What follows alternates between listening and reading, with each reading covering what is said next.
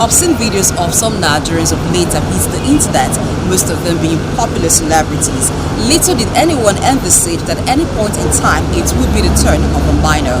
The sex video of a 10-year-old pupil of CHRISLAND school hit the internet very recently, which have gotten condemnation from many Nigerians. Following the release of that video, there have been accusations and counter-accusations from the parents who allege their daughter was sexually abused, and the school, whose position is that she engaged in sexual misconduct for which she is now being suspended.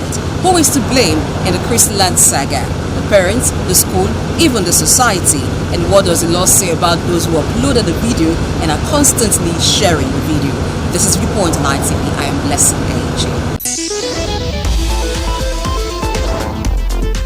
I think the parents have failed. There is a general parental failing in child bringing. Most parents these days don't really look at their child. What the child is supposed to do morally at home is not being done. And general society has also failed by the way we no longer value moral things we used to value in the past, e.g. like our mothers. I think when I was even a kid, your mother will not allow you to wear some certain dress outside. But these days, our parents encourages it, and they allow their young female children to dress indecently and watch things they are not supposed to watch on their TV sets and mobile phones. But in some sane country, mobile phone is not allowed to be used in some stages of your educational life. But here in Nigeria, I think the law is not being enforced, although it is there. So that call to the part of government failure on its inability to sanitize the educational system. I think that is the major causes of what we are experiencing in that issue. Both parties, I think they are involved in this matter. Parents should pay attention to children, especially a girl child, more attention, and also to the school have a role to play. When parents bring their children to school, the responsibility of the remaining part of the day lies on the school to protect the children or to guide them. One of the reasons why we send our children to school is to guide them morally and otherwise. And in the area of the excursion, when children are with you for excursion, the school have 100% prerogative guide in that whatever transpire during that period. So my advice to the general public to say, parents, watch your children closely. Take more time to take care of your children. Don't be too busy to not know your children, because for example, I have a daughter, I have a son. If I'm to see whereby anything go wrong, I can predict at least 80% what my daughter or my son can do, because I spend time with them, I ask them questions. So with that, I can know. And once my children are back from school, I pay attention to them to know whatever transpire in the school. I ask questions. Some parents don't ask questions. Some parents don't care at all. And above all, don't allow your children to access any of these smartphone or devices they can browse and all that. There are a lot of things that lead to what have transpired. I believe that is a lesson for all of us to pay more attention to our children. Whereas Chapter 4 of the Constitution allows for freedom of association, it should not be exploited to turn into nuisance. The instant case of the CHRISLAND pupils sex saga is very unfortunate. And when you look at the dramatic personnel that are involved, on the one hand is the parents. The parents nurture a child from home before the child starts school. The parents have duty of care to look after the child. We say in law, pro fide et moribus, for faith and morals. That's for the parents. So the parents contributed largely to whatever the children did in Dubai. That is one. Moreover, the school itself, which is the locus incu, where the child normally takes lesson, is tangentially liable.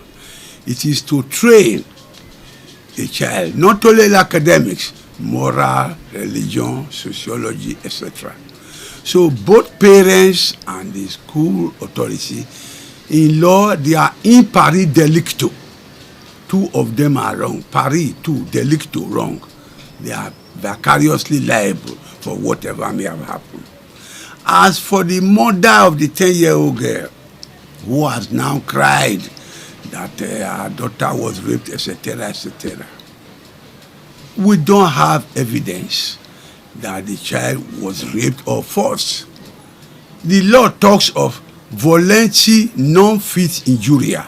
What does that mean? Volenti non fit injuria. When you volunteer, you cannot claim injury. So the child was not forced. That's a matter differently. And the children in question, 10-year-old girl, 11-year-old boy, they are juveniles.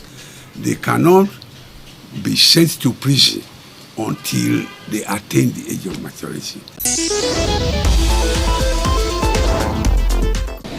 Well, looking at the whole story, yes, it is wrong, or rather it's not proper for parents to just feel that once a child is in school, they don't have responsibility or whatever thing that they have to do. They have a role to play.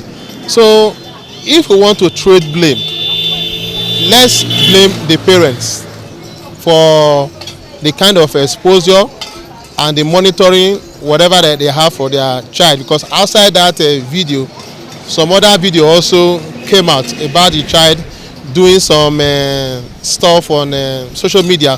So it shows that there is poor parenting on the part of the parents. So we will blame the parents.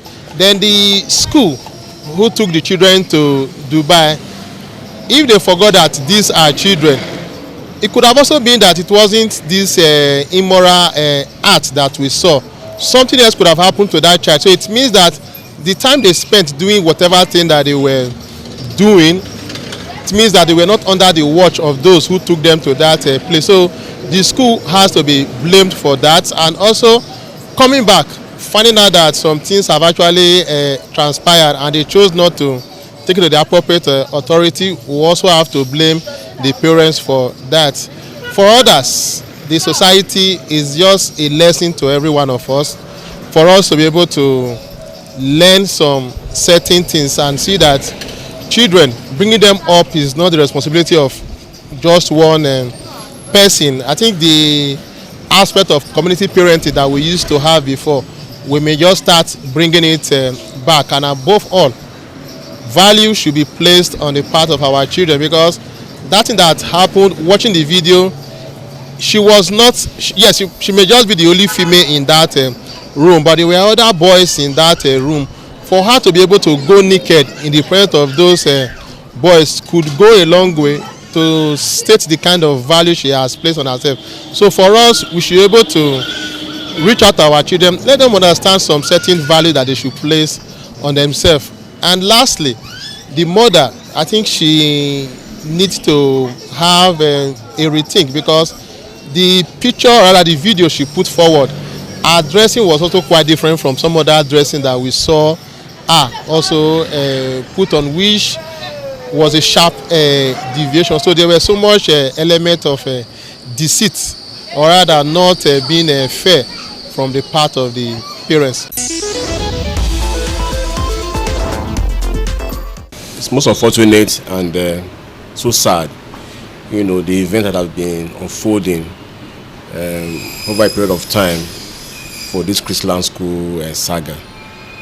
Yes, the law frowns at this very seriously.